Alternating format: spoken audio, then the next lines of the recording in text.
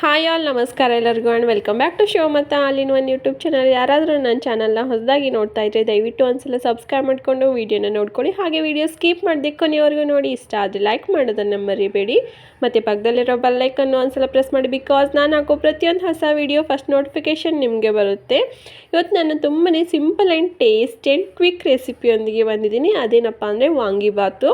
ತುಂಬಾ simple recipe ಅಂತಲೇ ಹೇಳ್ಬೋದು. ಕುಕ್ಕರಲ್ಲಿ ಈ ವಾಂಗಿಬಾತನ್ನು ಕ್ವಿಕ್ಕಾಗಿ ಹೇಗೆ ಮಾಡ್ಕೊಳ್ಳೋದು ಅಂತ ಇವತ್ತು ನಾನು ನಿಮ್ಮ ಜೊತೆ ಶೇರ್ ಮಾಡ್ಕೋತಾ ಇದ್ದೀನಿ.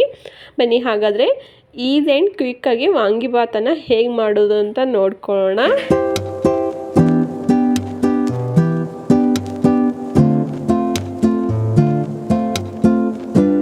ವಾಂಗಿಬಾತ್ಗಂತ ನಾನಿಲ್ಲಿ ಒಂದು ಸ್ವಲ್ಪ ತರಕಾರಿಗಳನ್ನ ಕಟ್ ಮಾಡ್ಕೊತಾ ಇದ್ದೀನಿ. ಮತ್ತು ಅದರ ಜೊತೆ ವಾಂಗಿಬಾತ್ ಪೌಡರ್ನು ತೊಗೊಂಡಿದ್ದೀನಿ. ಇದು 10 ರುಪೀಸ್ ಪ್ಯಾಕೆಟು.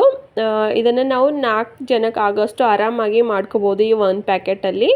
ಇಲ್ಲಿ ನಾನು ಈ ಥರ ಬದನೆಕಾಯಿ ಉದ್ದಕ್ಕಿರುತ್ತಲ್ಲ, ಈ ಥರ 3 ಬದನೆಕಾಯಿನ ತೊಗೊಂಡಿದ್ದೀನಿ. ಇಲ್ಲಿ ಗ್ರೀನ್ ಕಲರ್ದು ಸಿಗುತ್ತೆ ಮತ್ತು ಈ ಕಲರ್ದು ಸಿಗುತ್ತೆ. ನೀವು ಯಾವ ಬೇಕಾದರೂ ತೊಗೋಬೋದು. ಎರಡೂ ಸಹ ತುಂಬಾ ಟೇಸ್ಟಿಯಾಗಿರೋ ವಾಂಗಿಬಾತ್ ಆಗುತ್ತೆ. ಇದನ್ನು ಈ ಥರ ದಪ್ಪಾಗಿ ಕಟ್ ಮಾಡ್ಕೊತಾ ಇದ್ದೀನಿ. ಆಮೇಲೆ ಒಂದು ಕ್ಯಾಪ್ಸಿಕಮು, ಒಂದು ಈರುಳ್ಳಿ, ಒಂದು 4 ಹಸಿರು ಮೆಣಸಿನ್ಕಾಯಿ, ಒಂದು ಸ್ವಲ್ಪ ಕೊತ್ತಂಬರಿ ಸೊಪ್ಪು ಮತ್ತು ಕರಿಬೇವಿನ ಸೊಪ್ಪು ಮತ್ತು ಒಂದು ಸ್ವಲ್ಪ ಹಸಿ ಬಟಾಣಿನ ಬಿಡಿಸಿಟ್ಕೊಂಡಿದ್ದೀನಿ. ಮತ್ತು ಒಂದು ನಿಂಬೆಹಣ್ಣಿನ ಗಾತ್ರದ ಹುಣಸೆ ಹಣ್ಣನ್ನು ನೆನೆಸಿಟ್ಕೊಂಡಿದ್ದೀನಿ. ಈ ಬದನೆಕಾಯಿನ ಕಟ್ ಮಾಡ್ಕೊಂಡಿದ್ದ ತಕ್ಷಣ ನಾವು ಇದನ್ನು ನೀರಲ್ಲಿ ಸೇರಿಸಿಟ್ಕೋಬೇಕು. ಈ ಥರ ಮಾಡೋದ್ರಿಂದ ಅದರಲ್ಲಿ ಕಪ್ಪಾಗಲ್ಲ. ಇಲ್ಲ ಅಂದರೆ ಕಟ್ ಮಾಡಿ ಹಾಗೆ ಆಚೆನೇ ಇಟ್ಬಿಟ್ರೆ ಬದನೆಕಾಯಿ ಕಪ್ಪಾಗಿಬಿಡುತ್ತೆ. ನಾವು ಪಲ್ಯ ಮಾಡುವಾಗಲೂ ಅಷ್ಟೇ ಬದನೆಕಾಯಿನ ಕಟ್ ಮಾಡಿಕೊಂಡು ನೀರಲ್ಲಿ ಹಾಕ್ತೀವಲ್ಲ, ಸೇಮ್ ಅದೇ ಥರ ಇವಾಗ ವಾಂಗಿಬಾತ್ ಮಾಡುವಾಗಲೂ ಅಷ್ಟೇ ಮಿಕ್ಕಿರೋ ತರಕಾರಿನ ಕಟ್ ಮಾಡ್ಕೊಳ್ಳೋ ಅಷ್ಟರಲ್ಲಿ ನಾನು ಇದನ್ನು ಕಟ್ ಮಾಡಿಕೊಂಡು ನೀರಲ್ಲಿ ಹಾಕಿಟ್ಟಿದ್ದೆ. ಹಾಗೆ ಇಲ್ಲಿ ನಾನು 1 ಗ್ಲಾಸ್ ಆಗೋಷ್ಟು ಅಕ್ಕಿನ ನೀರಲ್ಲಿ ಕ್ಲೀನಾಗಿ ವಾಶ್ ಮಾಡಿಕೊಂಡು ಒಂದು 10ರಿಂದ 15 ನಿಮಿಷ ನೆನೆಸಿಟ್ಕೊಂಡಿದ್ದೀನಿ. ಇವಾಗ ತರಕಾರಿ ಎಲ್ಲ ಕಟ್ ಮಾಡ್ಕೊಂಡಾದಮೇಲೆ ಒಗ್ಗರಣೆ ಹಾಕ್ಕೊಳ್ಳೋಣ. ಒಂದು ಕುಕ್ಕರ್ನ ಇಟ್ಕೊಂಡು ಕುಕ್ಕರ್ ಕಾಯ್ತಾ ಇದ್ದಂತೆ ಅದಕ್ಕೆ 2ರಿಂದ 3 ಸ್ಪೂನ್ ಆಗೋಷ್ಟು ಎಣ್ಣೆ ಮತ್ತು 1 ಸ್ಪೂನ್ ಆಗೋಷ್ಟು ತುಪ್ಪನ ಸೇರಿಸ್ಕೊತಾ ಇದ್ದೀನಿ. ಈ ವಾಂಗಿಬಾತ್ಗೆ ಒಂದು ಸ್ವಲ್ಪ ತುಪ್ಪ ಮಿಕ್ಸ್ ಮಾಡಿಕೊಂಡು ಒಗ್ಗರಣೆ ಕೊಟ್ಕೊಳ್ಳೋದ್ರಿಂದ ತುಂಬಾ ಟೇಸ್ಟಿಯಾಗಿ ಬರುತ್ತೆ. ಎಣ್ಣೆ ಕಾಯ್ತಾ ಇದ್ದಂತೆ ಅದಕ್ಕೆ ಸಾಸಿವೆ ಜೀರಿಗೆ ಮತ್ತು ಒಂದು ಸ್ಟಾರು, ಒಂದು ಪಲಾವ್ ಎಲೆ ಮತ್ತು ದಾಲ್ಚಿನ್ನಿ, ಒಂದು ಏಲಕ್ಕಿನ ಸೇರಿಸ್ಕೊತಾ ಇದ್ದೀನಿ. ಇದೆಲ್ಲ ಒಂದು ಸ್ವಲ್ಪ ಸಿಡಿತಾ ಇದ್ದಂತೆ 1 ಸ್ಪೂನ್ ಆಗೋಷ್ಟು ಕಡಲೆ ಬೇಳೆ ಮತ್ತು 1 ಸ್ಪೂನ್ ಆಗೋಷ್ಟು ಉದ್ದಿನಬೇಳೆನ ಸೇರಿಸ್ಕೊತಾ ಇದ್ದೀನಿ. ಹಾಗೆ ಒಂದು 4 ಹಸಿರು ಮೆಣಸಿನ್ಕಾಯಿನ ಕಟ್ ಮಾಡಿಕೊಂಡು ಸೇರಿಸ್ಕೊತಾ ಇದ್ದೀನಿ. ನಾವು ಈ ವಾಂಗಿಬಾತನ್ನ ಕುಕ್ಕರಲ್ಲಿ ಮಾಡ್ಕೊಳ್ಳೋದ್ರಿಂದ ತುಂಬಾ ಕ್ವಿಕ್ಕಾಗಿ ಆಗಿಬಿಡುತ್ತೆ.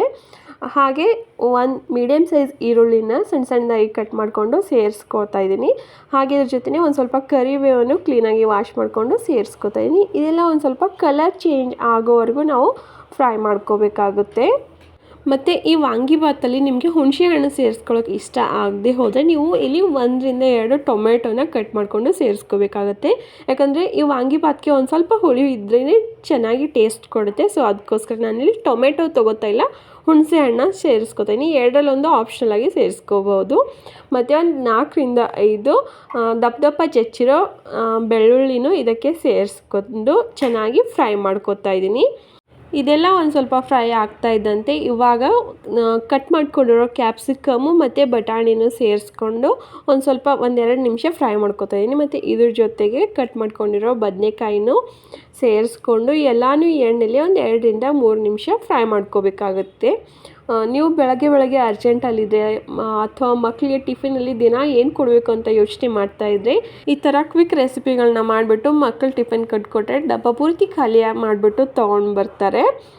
ಇವಾಗ ಎಲ್ಲ ತರಕಾರಿನೂ ಒಂದು ಸ್ವಲ್ಪ ಬೇಗ ಬೇಯಬೇಕು ಅಂತ ನಾನಿಲ್ಲಿ ರುಚಿಗೆ ತಕ್ಕಷ್ಟು ಉಪ್ಪನ್ನು ಸೇರಿಸ್ಕೊತೀನಿ. ಉಪ್ಪು ಮೊದಲೇ ಸೇರಿಸ್ಕೊಳ್ಳೋದ್ರಿಂದ ನಮ್ಮ ತರಕಾರಿ ಬೇಗನೆ ಬೇಯ್ದುಬಿಡುತ್ತೆ. ಹಾಗೆ ಈ ತರಕಾರಿ ಎಲ್ಲ 50% ನಾವು ಎಣ್ಣೆಯಲ್ಲೇ ಕುಕ್ ಮಾಡ್ಕೋಬೇಕಾಗುತ್ತೆ. ಹಾಗೆ ಕುಕ್ಕಿಂಗು, ಹೋಮ್ ಡೆಕೋರು, ಟ್ರಾವೆಲಿಂಗ್ಸಲ್ಲಿ ಇಂಟ್ರೆಸ್ಟ್ ಇದ್ದವರು ಮಿಸ್ ಮಾಡಿದೆ ನನ್ನ ಚಾನಲ್ನ ಸಬ್ಸ್ಕ್ರೈಬ್ ಮಾಡ್ಕೊಳ್ಳಿ. ಯಾಕಂದರೆ ನಾನು ವೀಡಿಯೋಗಳನ್ನ ಮಾಡೋದು ಈ ಟಾಪಿಕ್ಸ್ಗಳನ್ನ ಇಟ್ಕೊಂಡು. ತರಕಾರಿ ಎಲ್ಲ ಎಣ್ಣೆಯಲ್ಲಿ ಒಂದು ಸ್ವಲ್ಪ ಫ್ರೈ ಆಗ್ತಾ ಇದ್ದಂತೆ ಇದಕ್ಕೆ ನಾನು 10 ರೂಪಾಯಿದು 1 ಪ್ಯಾಕೆಟ್ ಇರುತ್ತಲ್ಲ, ಆ 1 ಪ್ಯಾಕೆಟ್ ಆಗೋಷ್ಟು ವಾಂಗಿಬಾತ್ ವಾಂಗಿಬಾತ್ ಪೌಡರ್ನ ನಾನಿಲ್ಲಿ ಸೇರಿಸ್ಕೊತೀನಿ. ಅದರಲ್ಲಿ ಬರೀ 2ರಿಂದ 3 ಸ್ಪೂನ್ ಆಗೋಷ್ಟು ಪೌಡರ್ ಇರುತ್ತೆ, ಅಷ್ಟನ್ನು ಸೇರಿಸ್ಕೋಬೇಕಾಗತ್ತೆ ಒಂದು 4 ಜನಕ್ಕೆ ಆಗೋಷ್ಟು ಮಾಡ್ಕೋತಾ ಇದ್ದರೆ. ಹಾಗೆ ಒಂದು ಸ್ವಲ್ಪ ಅರಿಶಿನ ಮತ್ತು ನಮ್ಮ ಟೇಸ್ಟ್ಗೆ ಅನುಗುಣವಾಗಿ ಅಚ್ಚ ಖಾರದ ಪುಡಿನೂ ಸೇರಿಸ್ಕೊತೀನಿ. ಮತ್ತು ಒಂದು ಅರ್ಧ ಸ್ಪೂನ್ ಆಗೋಷ್ಟು ಬೆಲ್ಲದ ಪೌಡರ್ನ ನಾನಿಲ್ಲಿ ಸೇರಿಸ್ಕೊತೀನಿ. ಇಷ್ಟ ಆದರೆ ಸಾಕು, ಏನು ಮಸಾಲೆ ಹಾಕ್ಕೊಳ್ಳೋ ಅವಶ್ಯಕತೆ ಇಲ್ಲ. ಯಾಕಂದರೆ ವಾಂಗಿಬಾತ್ ಪೌಡ್ರಲ್ಲೇ ಆಲ್ಮೋಸ್ಟ್ ಎಲ್ಲ ಮಸಾಲೆ ಇದ್ದಿರುತ್ತೆ. ಅದಕ್ಕೋಸ್ಕರ ಇಷ್ಟನ್ನು ಸೇರಿಸ್ಕೊಂಡು ಒಂದ್ಸಲ ಎಲ್ಲನೂ ನೀಟಾಗಿ ಮಿಕ್ಸ್ ಮಾಡಿಕೊಂಡು ನೆನೆಸಿಟ್ಟಿರೋ ಹುಣಸೆ ಹಣ್ಣಿನ ರಸನ ಸೇರಿಸ್ಕೊತಾ ಇದ್ದೀನಿ. ಇವಾಗ ಒಂದ್ಸಲ ಎಲ್ಲನೂ ನೀಟಾಗಿ ಮಿಕ್ಸ್ ಮಾಡಿಕೊಂಡು 1.5 ಗ್ಲಾಸ್ ಆಗೋಷ್ಟು ನಾನಿಲ್ಲಿ ನೀರನ್ನ ಸೇರಿಸ್ಕೊತೀನಿ. ಯಾಕಂದರೆ ನಾನು 1 ಕಪ್ ಆಗೋಷ್ಟು ಅಕ್ಕಿನ ತೊಗೊಂಡಿದ್ನಲ್ಲ, 1 ಕಪ್ ಅಕ್ಕಿಗೆ 2 ಗ್ಲಾಸ್ ನೀರನ್ನ ಸೇರಿಸ್ಕೋಬೇಕಾಗುತ್ತೆ. ಆಲ್ರೆಡಿ ಅರ್ಧ ಗ್ಲಾಸ್ ನೀರನ್ನ ನಾನು ಅಕ್ಕಿ ನೆನೆಸೋಕ್ಕೆ ಹಾಕಿಟ್ಟಿದ್ದೀನಿ. ಸೊ ಅದಕ್ಕೋಸ್ಕರ ಇಲ್ಲಿ 1.5 ಗ್ಲಾಸ್ ಆಗೋಷ್ಟು ನೀರನ್ನ ಸೇರಿಸ್ಕೊಂಡು ನೀರು ಒಂದು ಕುದಿ ಬರೋವರೆಗೂ ಬಿಡ್ತಾಯಿದ್ದೀನಿ. ಈ ನೀರು ಒಂದು ಕುದಿ ಬರೆಸ್ಕೊಂಡು ಇಲ್ಲಿ ನೀವು ಉಪ್ಪು, ಖಾರ, ಹುಳಿ ಏನಾದರೂ ಹೆಚ್ಚು ಕಡಿಮೆ ಅಂತ ಅನಿಸಿದ್ರೆ ಮತ್ತೆ ಅದನ್ನು ಸೇರಿಸ್ಕೊಂಡು ಅದಾದಮೇಲೆ ಅಕ್ಕಿನ ಸೇರಿಸ್ಕೋಬೇಕಾಗುತ್ತೆ.